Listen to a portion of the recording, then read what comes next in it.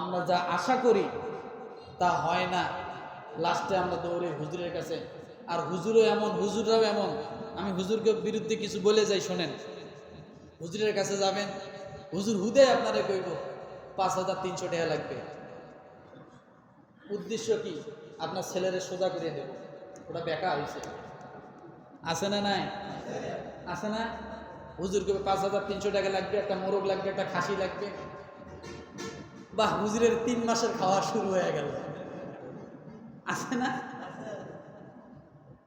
আবার কিছু দরকারও আছে এরকম ভাই, এরকমটা না হলে হয়ও না। বাঙালি বেকা জায়গায় যায় সোজা হয়, আর সোজা জায়গায় যায় বাঙালি কখনো সোজা হয় না। রাগ করলেন নাকি কথায়? এইভাবে কিছু হুজুরও ব্যবসা করে নিতেছে। উদয় একটা কাগজ লিখে দিয়ে তাবিজের খোলের ভিতরে ঢুকাই দিয়ে বলতেছে দেন ৫০১ টাকা। চাইরে নাও, ওখানে ব্যবসা হয়নি, ওখানে চাইরে নাও খরচ নেই।